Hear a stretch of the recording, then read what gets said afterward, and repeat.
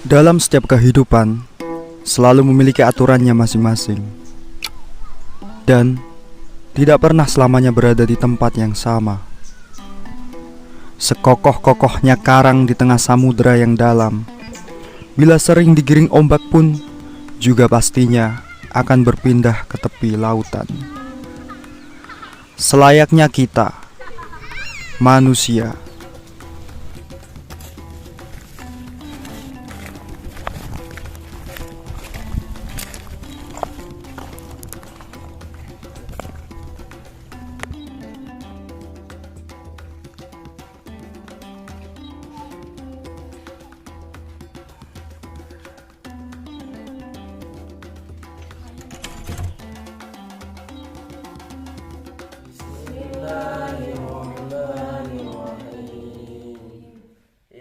Bila kehidupan selalu menggiring kita untuk lupa, maka setidaknya kematian selalu mengajarkan kita untuk mengingat.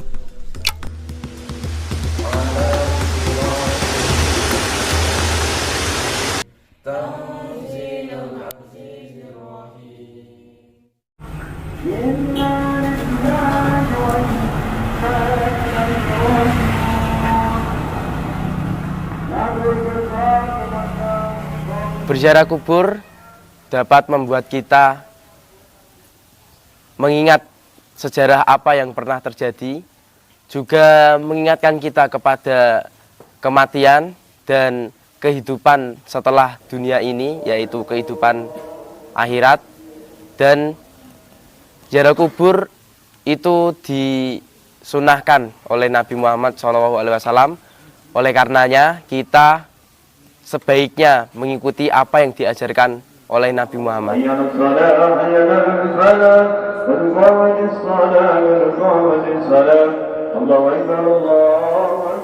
Adab ketika berziarah kubur adalah kita mengucap salam dan mendoakan para ahli kubur dengan tahlil dan yasin. Adapun larangan ketika kita berziarah kubur adalah kita dilarang berkata kotor atau berkata kasar di area makam. Kita juga dilarang duduk atau menduduki batu nisan dan juga makam. Selain itu juga kita dilarang melangkahi area makam sembarangan.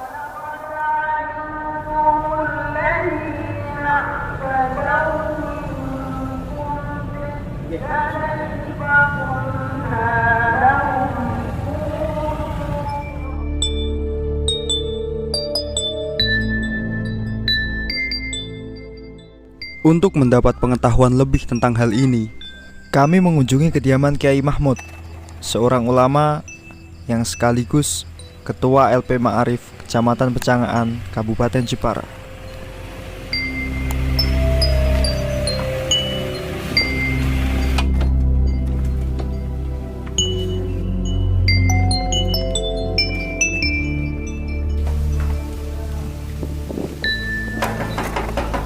Assalamualaikum.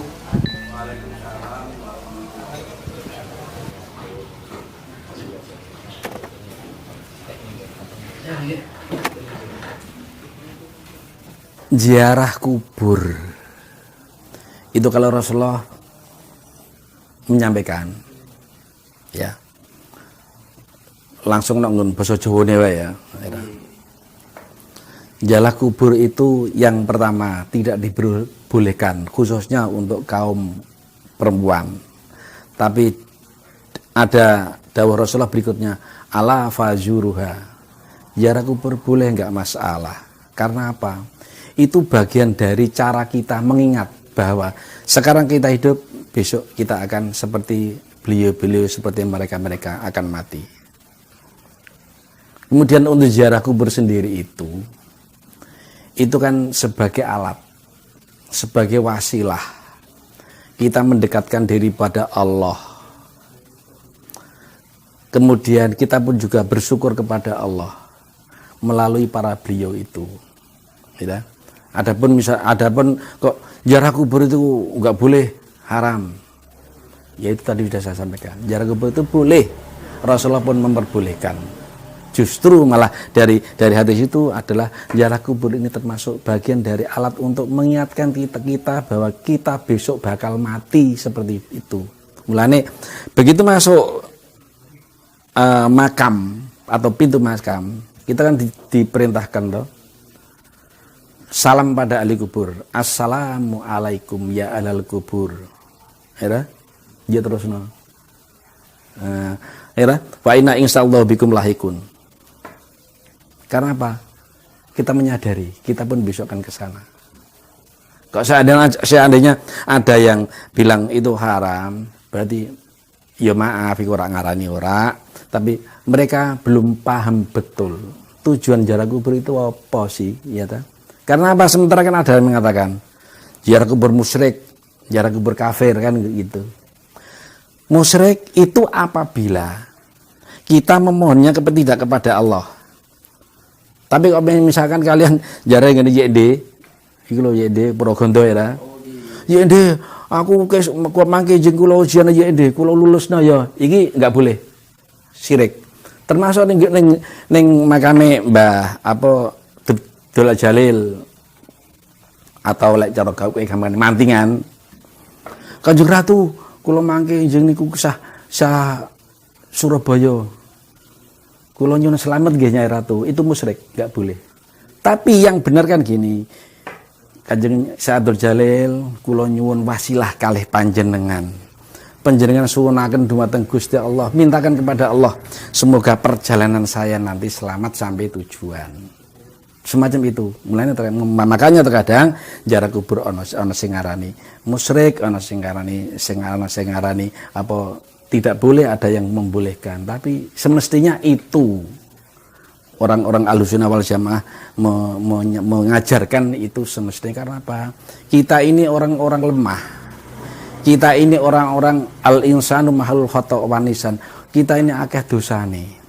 Lah para aulia itu kan mereka kan beliau-beliau orang yang terkasih di samping Allah, sehingga memohon apapun kepada Allah fa insyaallah diijabah. Lah kita memakai beliau sebagai perantara untuk mohon pada Allah. Ini permasalahannya.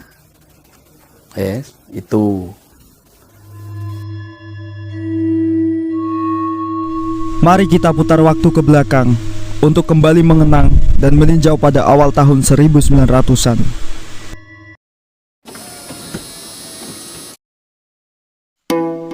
Pada waktu itu, Laskar Wahabi dan klan Ibnu Saud mulai menyusun kekuatan lagi dengan bantuan persenjataan modern dari sekutunya, Inggris, untuk menyerang kota Hijaz.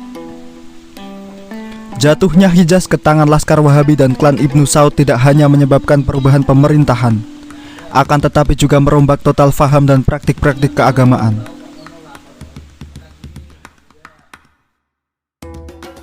Hal itu menimbulkan gejolak besar. Protes itu pun timbul di Indonesia. Pada 31 Januari 1926 yang sekaligus cikal bakal harlah NU, warga Nahdlatul Ulama membentuk Komite Hijaz untuk menghadap Raja Saud guna menyampaikan beberapa materi pokok. Salah satunya adalah menghapus larangan berziarah di kota Hijaz.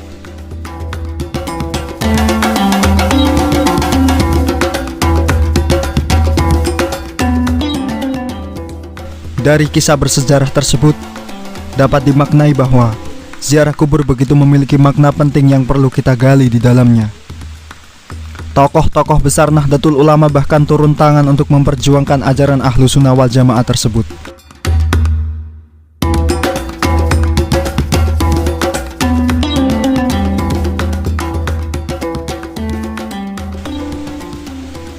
Lantas, mengapa demikian?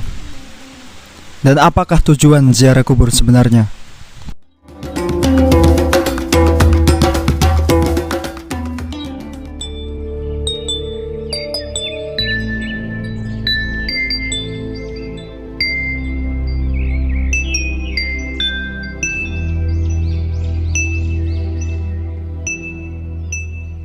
Ziarah itu tujuan satu. Kalau tadi sudah saya sampaikan, mengingat bahwa kita besok pun juga bakal mati. Yang kedua kalinya, kita mendoakan ahli kubur tersebut. Lah awake dhewe lunga ziarah ring mantingan kan otomatis sing mbok waca kan ndongakno Mbah Jalil, Kanjeng Ratu Kalinyamat, ngira Syekh Situ Jenar, Sunan Hadirin, itu kan mbok ndongakno sik lebar iku lagi minta mohon pada Allah wasilah beliau untuk karmu apa nak kono pengen ujian ya ben lancar ujiane, karmu pengen bogai ya ben lancar bogawene, karmu pengen perjalanan jauh ben selamat ya ben selamat perjalanannya. Tapi ya iku sadurunge jarah ring gone wali-wali ngono-ngono kuwi, jarahe ring gone lek amen bapak wis ra ana, jarah ring bapak dhisik. Upane mbahe wis ra ana, jarah ring gone mbah sik. Akeh jarah ring akeh goreng bandingan ring Sunan Kalijaga apa ring terutama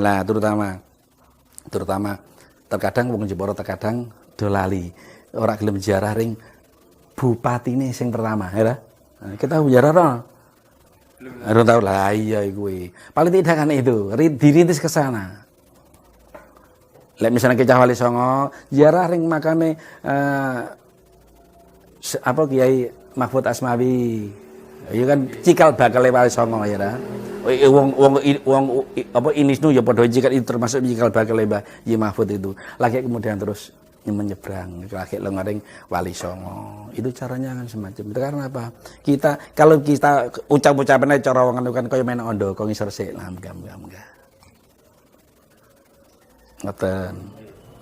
Subhanalladzi biyadihi malakutu kulli syai'in wa ilaihi turja'un. Terkadang orang alah kakek jarah. Kan ngono sih. Masalahnya apa? Wong ndonga robana atina terkadang ora bener-bener jarah sik wong kali japane ndonga iku ya tidak harus pakai bahasa Arab. Pakai bahasa Arab pun boleh ya. Ya Allah, panjenengan ilmu ingkang barokah, ilmu ingkang manfaat. Kumangke kula ilmu kono barokah, saged nyambut damel saya piturute. Itu kan donga. Hanya tuntunannya Rasulullah kan pakai bahasa Arab. Itu. Yes. Terus niki adep kalih larangane ten makom niku napa napa? Diapa-apakno wong iki istilahnya no. Makam itu ibaratnya adalah rumah dan istana beliau. Ya, rumah dan istana beliau. Misalnya kita tak duduk sik. Kayak misalkan kalau kalian ring ngejarah ring mantingan, iku kok pane ditutup kabeh. Kayak wingi pas Covid tutup ya. Itu lek kalian kayak pengen ngerti, ojo jarah nang masjid. Ambal-ambalan sing kok dalan iku. Itu Pak Western itu. Itu teman pertama pintu taman sarinya Kanjeng Ratu Kalinyamat. Sing kok dikidul iku dalan iku munggah iku, ambal-ambalan iku. Nah, terkadang lek misalkan kasana tutup, nek kono ana kembang berarti ana wong sing wis ngerti. Lek itu adalah pintu masuk Pak Western atau taman sarinya Ratu Kalinyamat. Ora ning masjid ora. Karena masalahnya apa? Lek ring masjid itu masih ada penjaganya sendiri. Itu berarti tidak masuk ke wilayah keratonnya Kanjeng Ratu Kalinyamat. Kan iku kan ngono, ya. Lah makanya terkadang yang semacam itu misalkan kenapa kayak ini Mora kita tanamkan siji lewat ngono kuwi yakin akhirnya kita bagaimana agar kita bisa no awake dhewe ditanamkan maksud saya Pak ngrumangsane iki mau lho awake dhewe orang lemah. Tuh. Terus niki enten pepatah niku wong mati nguripi wong urip niku pripun niku ten makam wali niku. Wong mati nguripi wong urip. Betul iso iku? Nah niku enten bisa lah iki mulane terkadang perhatikan. Nang terkadang anu senajan wis sedo wis mati tapi aja malah golek rezeki wong pirang-pirang. Deloken wong nang Mulya, misalnya Mulya ya. Mulya iku ngojek wong pira? Warung iku pira akeh. Ya. Terus misalkan mantingan iku sing wilayah kita sendiri. Wong dodol mantingan lek pas wayahe Kliwon ya. Wayahe Kliwon iku pira? Itu kan wong sing donga jarah rono. Akhirnya ana sing tuku ana sing wedangan, ana sing sarapan, ana sing tuku. Lah terutama Lek ziarah ngono ku ya teko aja lali, lek ke mampir mangan dhisik, mampir ngombe dhisik. Wong sing mbok njarahi padha wae ya dahar. Daharane iku apa ya donga-dongane wacan kulu, wacan Fatihah ping pira. Itu karena apa? Saya pernah dikandani seseorang, Mbak Mahmud, Bapak jenengan pengen napa niku seger-segeran.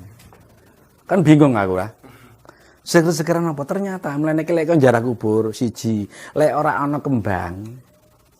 Mlene jarah kubur iku sing apik nggawa kembang sekedar mbok kembang ijo tak mbak sing nggo kembang dokono antara patok iku. Lek ora nggo kembang nggawa minyak kelanganane dhisik apa misalkan kok misalkan remantingan kono ana dol minyak itu ke minyak wis terkadang sak botol mbok kono mbok tinggal mbok tuntek mbok tinggal ya masalah. Utawa bola semuanya gone si Abdul Jalil iku terkadang kan guwandane minyak rak karuan. Iku masalah apa? Iku dimenyaki wong-wong sudah jarah iku. Ora nggo kembang tapi nggo minyak. Itu.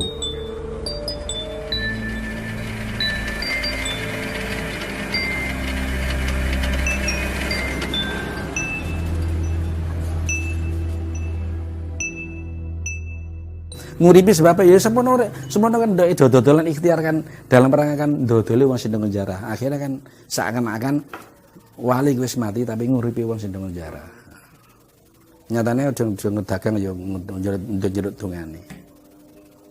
Yo.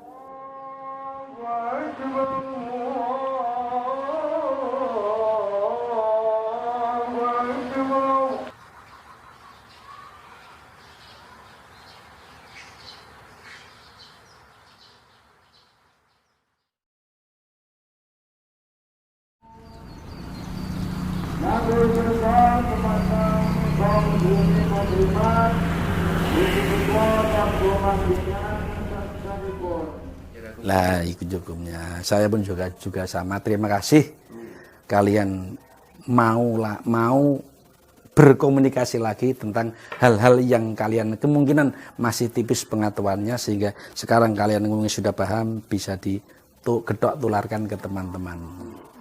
Ya wes itu aja. Ya, monggo. Terima kasih ya. Ya.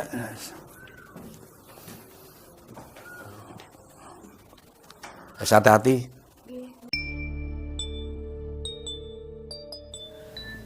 Intinya, ziarah kubur dapat membuat kita mengingat akan kematian, eling akan akhirat.